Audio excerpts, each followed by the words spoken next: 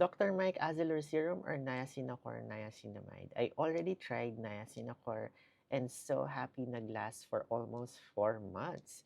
Gusto ko po sana, Doc, mag-focus naman po sa red and dark spots ko. So thank you so much KSK for sending that feedback. Gusto mo naman ngayon mag-focus sa inyong red and dark spots from your acne marks, then I would suggest you to start with the Azelor Serum. So the Azelor Serum contains potassium azellyl diglycinate.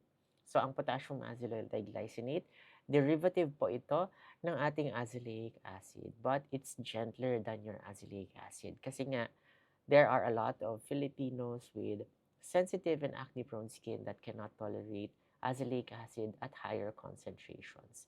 Kasi guys, pag na-irritate po tayo sa ating mga skincare, kagaya ng azelaic acid, magkakaroon ng inflammation. And the inflammation from the irritation that you're getting will delay the resolution of your red marks. So that's why we introduced the potassium azellyl diglycinate through the Azelur serum. So you will get the benefits of azelaic acid without the irritation. Since it's a family or a relative of azelaic acid, meron din itong function in terms of helping improve your dark spots or your post-inflammatory hyperpigmentation.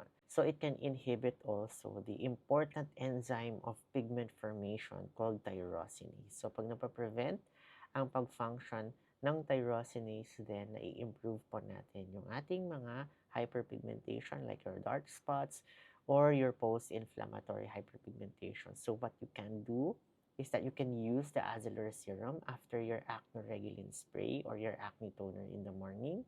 And you can also use the niacinamide serum or your niacinamide serum before your retinoid at night para mas maganda po yung ating improvement para sa ating red marks and dark spots. Alright guys, for more acne tips, follow me and Basta Acne DMD. Bye!